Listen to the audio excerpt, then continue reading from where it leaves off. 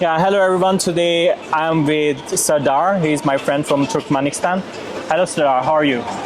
I'm doing great, thank you. How about you, Omar? Yeah, I'm also great, and it's a pleasure for me to take interview with you today, as you. I know you are leaving China so soon. Yeah, I'm about to fly on September 1st. Yeah, so Yeah. I want to have some questions from your side, so it can help our audience to know about you, about your country. So let's begin. Okay. So my first question is, I want to know about your culture, your landscapes, and also your daily life in your country, how it look like. Okay.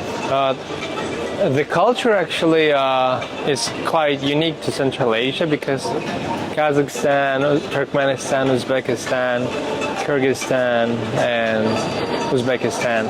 These five countries, we share relatively same culture. Like in the past, we used to be nomads. We don't stay for long in one place, and this kind of lifestyle affected our traditions and culture, our cuisine. Yeah, and the landscape, I would say, our country is actually a big desert.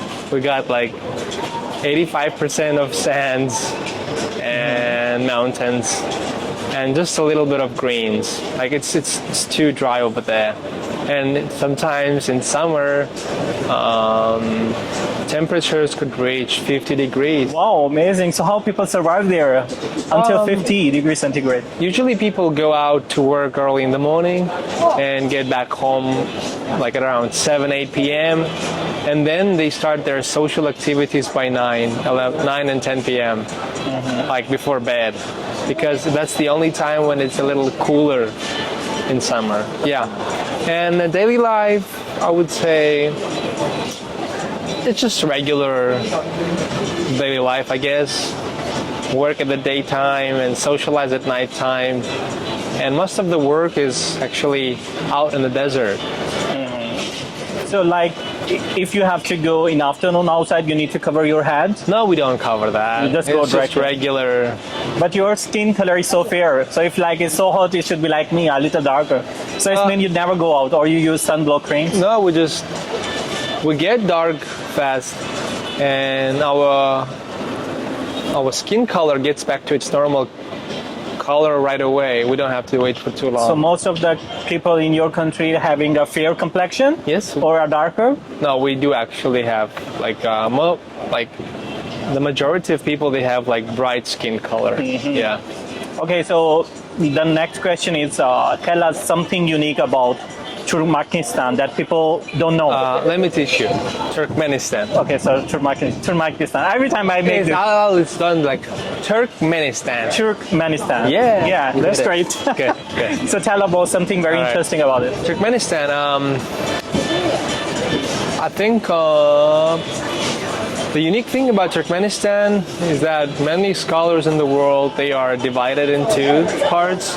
Some say that Turkish people, Azerbaijani people, they come from our part of the world, yeah? And then some say the other difference. Like they say, no, it's not true that our country comes from Turkish people. But it's not that unique though. Unique part about Turkmenistan though, we got lots of natural gas and oil. And majority of people in our country, they work in oil and gas industry. Yeah. Yeah, I remember one time you told me electricity is free. You don't need to pay for the electricity. You don't need to pay for the hospital. Yeah. And it's me like, what the hell? In this world, there is some place there you don't need to pay anything. Yeah, in Turkmenistan, all these social amenities are almost free. Like free, yeah. Gas, electricity, water. And if some people are sick, let's say they have diabetes, they get medicine for free. Yeah, that kind of privileges we do have, yeah. So what is the tradition and customs about your country? Oh, traditions. We do like dancing a lot. And people don't have too much stress. Very carefree, I would say, compared to Shanghai. Shanghai is a bustling city. You always have to think ahead, 5-6 steps, like rent fee and other stuff, health. mental state and that kind of stuff. But in my country, we don't have this kind of issues. It's a little more chill. Yeah. So what about the Turkmenistan cuisine? See, this time I say it right. Yeah, you're right. So if we go to Turkmenistan, so what kind of food we must try? Our cuisine, like any other Central Asian country, cuisine mainly consists of meat, bakery, a lot of bread. Well, if we compare it to China, though, we eat more meat and more bread and very little vegetables. Okay, so it's like kind of Muslim kind of food. Right? Our country is actually, yeah, it's a Muslim country, yeah, and we have like 99% of the population is Muslim. So what do you think, like how Turkmenistan changed in recent years? Turkmenistan is actually developing really fast, I would say. Like there is always new buildings, new projects are developing, and I would say it's doing well. Yeah. So now is our Part two. Part two about Yeah. your working life in China. Okay. So what made you decide to work in China? Well, this question has a very long history, a background to it. In 2014, one of my friends, he came back to Turkmenistan from China, one of my best friends. He said, "Do you want to go to China?" And I was like, "What's there in China?" And he showed me pictures of Lujiazui and other high skyscrapers. And he was like, "Oh, wow, yes, I want to go." And then I came here. I studied language in Shanghai University, and then I studied bachelor's in Shanghai Ligong University, like Shanghai Science and Technology University, and then I did my master's over there as well. And all these studying years, all these courses I did in Chinese. And then I thought, after 10 years of my life of studying here in China and investing my time and energy in this country, let's find a job here. That's the question. And So what was your expectations and what is the reality? the expectations were a little bit I'm an outgoing guy and I like talking and I like to combine work with fun. But the first job I got is a little different than that. We were only allowed to have work, but not fun. So that was a big surprise for me. And then lots of my friends, they told me that it's everywhere is like that. All the Chinese companies are like that. Fun is out of work. You can't combine fun and work at the same time. So that was a big surprise, yeah. So what you enjoy most in your work time? Well, I think drinking coffee. yeah, now like because I didn't have a lot of experience working in China. I only got like 3 or 4 months. And during that time, I made good friends because I value more personal relationship and then work. Because when you have good personal relationship at work with your colleagues, work does itself.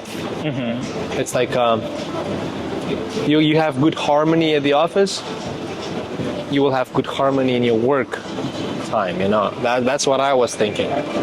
And daily interactions with my friends, with my colleagues made me a little happier, yeah. Okay, so as I know you also work in your country and also work in China, so do you find any difference between these two In my countries? country, I was working in the desert. Super hot. I never had a chance to sit at the office.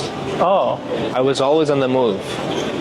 Like, yeah, it was an open desert and we had to go here and there. Yeah.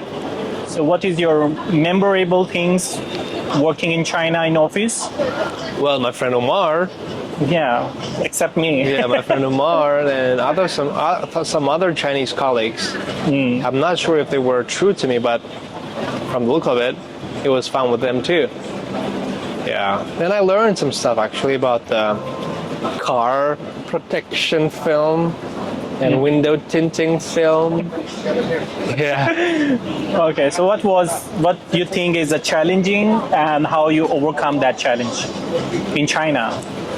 Well, for most foreigners, language is the barrier. But you can speak Chinese Like very for well. all of them, Well, most of them, the language is the first problem. For me, it was work culture, I would say. Yeah. So what is the most surprising thing in China that make you so surprised? I don't know. I've been here for so long. I can't even tell. So many things, Yeah. so many stories. Yeah. Okay, so what do you think are the biggest micro concept people have about China? Well, they still think, I guess, that China is way more behind from the media. I guess that's the first misconception. I guess they should be aware that China is really running fast and developing really fast. And they just have to see it. Come here and see it, how everything is changing hourly, not like monthly, but like their speed is too fast. So you are going to leave China, so which thing you will miss a lot? Well, I have to experience it. I can't say it now. When I go home, I will Yeah, think. so long time you are here, so I think when you will go home, I will know then. I can't say now. you will miss Umar and Omar, yeah, my friends, of course. I will miss my friends, although there are only few. I tried to make some Chinese friends, but they are not really that friendly, though. yeah. They are mostly focused on life, money, and other stuff, but not interpersonal relationships. Okay, so now move towards your future It plans. gets sweeter at the end. So we should shake it first. Yeah, it gets sweeter Yeah, now. because it's so sour in the beginning, so it's much better sweet now. It's so sweet now. Sugar boom. So it seems like the sugar at the bottom. Yeah, I don't want to Now drink it's it super salt. I don't want to drink it now. Okay, go on. What's the next question? Okay, so working in China, Huh? working in China, Yeah. what is the change it has in your life? Oh, man, it changed me so much. You know, if I start to, like, there's a puzzle thing. If you start to, how can I say, when you put the puzzles together, it becomes a big picture. And when you start to disassemble, let's say disassemble, when you start to put apart those puzzles, I think you will have to remove like 10,000 puzzles to tell you what kind of changes brought China to my personality, to my life, to my habits. It's colossal, it's huge. So huge impact. Yeah. So what next about you when you return to home? I will focus on my family. My mom, Yeah. my sister. I know about your Yeah. own family thing, so I think you I will be like Definitely miss them a spending lot. more time with them, educating them a little about. do you have any interesting story about your 11-year journey or 12-year journey in China? China, many, bro, like thousands. I mean, billions. What do you Maybe- want to know? Like COVID situation, COVID era. COVID era is Not fun. boring, not okay. funny at all. All right. Oh yeah, I've traveled to north part of China. I took that sleepover train. It was 40 hours there and 40 hours back. So you go by train to your country? Yeah, not my country. I went to the north part of China. Oh, amazing. There's a city called Qiqihar, and they got like nice barbecue meat and stuff. And from there, I rent a car, and I started to discover. China has 56 minorities, and I started to discover 5 of them, which is like Mongolian tribes, Russian tribes who were born in China, then Evenke tribe, then Daoerzu tribe, then Elanchun tribe. So it was basically fun time spent there, and it was in a total wilderness and with no map and stuff. I was just asking people around where are they, and it was fun experience. Yeah. I think one time you have shown me a drone movie. It's from that place, right? I think so. I don't remember. Oh, well, that is so sweet. Thank you. You're most welcome. Yeah. Okay, so this is done. So what is your future plan? You want to come back? This or? is part 3, bro. Yeah, okay, bro.